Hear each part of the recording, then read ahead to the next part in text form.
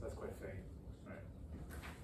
So thank you for the introduction. So I'm very excited to share our slightly newer approach to the baseball pitching kinematic sequence using a slightly different method compared to what was done in the literature before.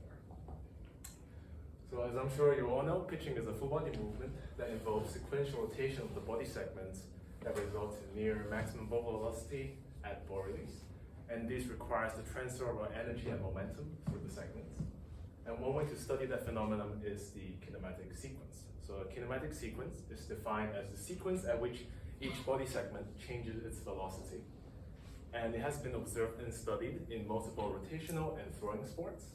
And within pitching, it is believed that a proximal-to-distal sequence is more efficient and less likely to cause injuries, as out-of-sequence movements in baseball pitching has been related with increased upper limb joint loads, which could be a risk factor for injuries. A full proximal-to-distal sequence is defined as going from the pelvis to the trunk, upper arm, forearm, and the head. Though only one study directly investigated the full proximal-to-distal sequence in baseball pitching.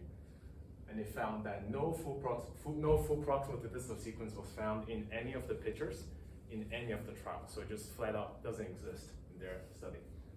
Though methodologically, they used the segment angle velocity as calculated in the global coordinate system before taking the magnitude of that. So it combines all the components into one time series. And we were thinking, there might be an opportunity to study the individual components of the angle velocity about each global axis. And this is because in pitching, just visually speaking, there's a motion of the body that rotates about the vertical axis and also about the global leftward axis. So if we only consider the magnitude, some potentially beneficial sequences might have been masked and not seen. So we're thinking maybe if we break down the segment angle velocity about each individual global axis, there could be a proximal-to-distal sequence that will be used as the primary sequence for at least one of them. So we have 4 professional pitchers at the minor league level pitch 5 to 11 fastball trials in the lab, and we place the reflective markers on their landmarks and capture that with motion capture. Due to a software upgrade, our final 2 pitchers is captured at 360 frames per second. And the markers were filtered with a low-pass filter, and the segment anatomic axes are defined with Markoville's conventions. So once we obtained the segment anatomic axes, we then calculated the segment angle velocity relative to the global coordinate system before looking at each component about each of the global axes. So the forward axis is defined as to be in the direction of the pitch, so that's from the mound towards the home plate. And the vertical is just going straight up, leaving the leftward axis going from the mound towards the first base. So this is an example time series of the segment angle velocity about the global axis, and we have marked out ball release to be at time 0, with all of the time points prior to ball release being negative and time points after being positive. And the dashed line here indicate the start of double support where the front foot made contact with the mount. So once we have the segment angle velocity in each global axis, then we can extract the peak time. And we define the peak time as the time at which the component reaches its maximum, whether it's positive or negative here. And the reason we are sort of respecting both positive and negative peaks is because as the angle velocity is calculated relative to global, both a positive rotation about global and a negative rotation, they can be both towards ball release. So we want to sort of not exclude anything in our analysis. And once we have the peak times, they are marked as the same colored circle on the time series to indicate where they are. And then the kinematic sequence is just a progression of peak times through the segments to see how different the peak times are from one another, so we know it's not like a fluke. Then we use a sign test to see, what's the time difference between them. So right here, we are going to talk about a exemplar trial for one of the pitchers before we go into group level data in the very next slide. So we just want to get you used to what the time series are like here. And contrary to before, we do see the existence of the proximal-to-distal sequence, at least for about the global vertical axes. And we have all of the angular velocities at the peak time being positive, with the size of those angular velocity components increasing in size. So this is what you typically associate with the build-up of velocity in a proximal-to-distal sequence. But if we look at the other axes,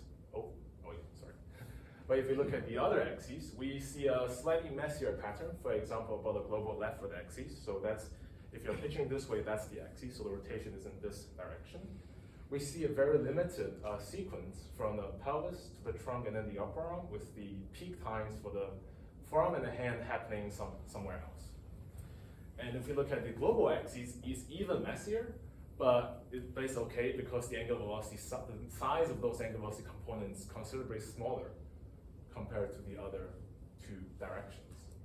So if we think back to the previous study, which didn't find any full proximal-to-distal sequence, and we put together all of the components, we found what was essentially very similar to what was found before, where we see non-full proximal-to-distal sequence, and that is because the potentially beneficial sequence about the vertical axis is being masked by the components of angular velocity in the other two directions.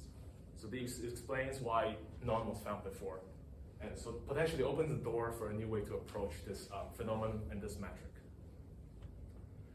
So now we look at, so here's some summary data. So we only found that proximal-to-distal sequence do exist. It's also being used as the primary sequence for all four of our pictures. It's a small sample size, but it exists, so that's the sort of breakthrough here. And to facilitate comparisons across trials and pictures, we sort of rotated the time to the vertical axis and then normalize it to the entire, to 100% of the pitching motion, with once again 0% being at bore release and the negative percentages being before bore release. So we have for the pelvis segment all of the trials for all of the subject. And to study the proximal-to-distal phenomenon, we simply look at the progression of the peak times from one segment to the next. And in this diagram, a positive gradient from the left to the right indicates a proximal-to-distal sequence. We can further sort of compare it by looking at the statistical comparison of the peak times. And for one of the pictures, so that's picture 4, in this color, I'm colorblind, so I don't really know what color this is, but we see there is a significant difference between each pair of adjacent segments in the peak time. So it not only exists, it's like quite clearly statistically significant. We did the same analysis for the leftward axis, and we found very limited sequence going from only the pelvis to the upper arm. And the dashed dots here indicate the difference, but like in the opposite direction. So it's not really what we care about. And once we generated these results, we found a couple outliers that just really stands out. So we're like, okay, what is going on here? And we sort of focus on one example to sort of further explain how finicky this metric may be. So here, we will focus on two trials from the same subject. One with a positive peak being chosen at peak time, and one with a negative peak. So we'll be looking at the left forearm, which is in blue. And if we look at the time series for the blue line here, we see that there is a noticeable positive and a negative peak across both trials. Though, due to the relative size of them, only one of them will be chosen as the peak time. But we shouldn't only limit our analysis to just a positive peak because they tell us slightly different information. For example, the positive peak was earlier in the pitching phase and sort of indicates the build-up of velocity, while the negative peak is quite a bit later. And just because it's after bore release doesn't mean it doesn't exist, because even just before, it's still at quite a large negative value. So if we only consider the magnitude, once again, we will sort of miss out on the fact that if we look at the increase in angular velocity here in this region across both trials, it can be very similar. So that indicates the build-up of velocity uses a similar strategy. But if you treat the kinematic sequence as a blanket metric, you're going to see that it gives you the two different sequences. So you're like, okay, am I doing something wrong? Or is it just the nature of the sequence itself? So in conclusion, we found that a full proximal-to-distal sequence do exist when you consider the segment angular velocity about the global vertical axis. And even though that exists, it's not everything of the pitching movement, as it only accounts for roughly half of the total magnitude. And as with most sort of maths that deals with peaks, you need to be considerate with the filter you use. The one we used was suggested in the previous literature. And for future work, which I now might present next, energy flow analysis might be pretty good to investigate the phenomenon of the proximal-to-distal sequence, but also something worth considering is calculation of segment angular momentum. But the kinematic method of investigating this is still valuable because it remains easily accessible, and with the rise of wearables, this is where you can go. So here's a very cool visual I'm very proud of, and thank you.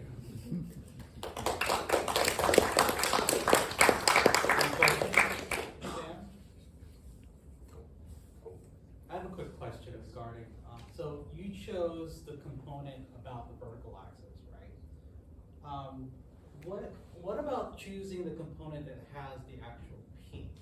Because you're moving in multiple, and one of the reasons why I chose magnitude is because they're moving in obviously multiple axes of rotation. So rather than taking the vertical, which makes sense obviously for something like pelvis and trunk, but if you look at, I don't know, wrist flexion extension or elbow flexion extension, they may occur about different axes. Correct. So when I take the peak of that, those whatever the axes are, take the peak of that and then look at the timing from there. What are your thoughts on that? Yes, so we didn't really choose vertical. We sort of be like, we're just gonna look at them individually, and whatever comes up as a result, that's just what we sort of highlight.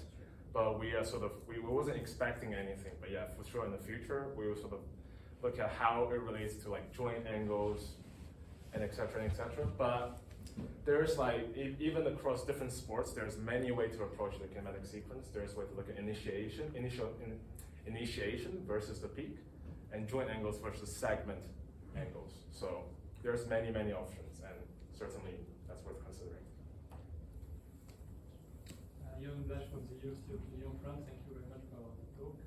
I have a question about the choice of taking a global axis. I was wondering if the peak you observe, for instance, for the upper arm, is it really due to the shoulder joint, or might it be due to the trunk? Yes. Because you take a global reference. Yes. So this sort of highlights the methodological differences between this, the specific angle velocity you're calculating, right?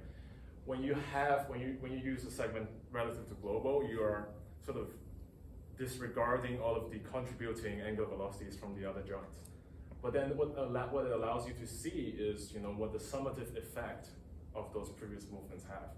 So in global, if we sort of say, so it's like we're looking at different things for different purposes.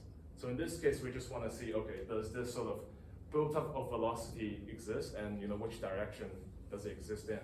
But to find out the actual mechanism behind, which of the angular velocity components from each joint, how does it add up to, to the actual angular velocity, then your method of looking at combining joint angular velocity with segment, that is the way to go. But that's sort of out of the scope of this one, because I have 2 weeks to make this. So.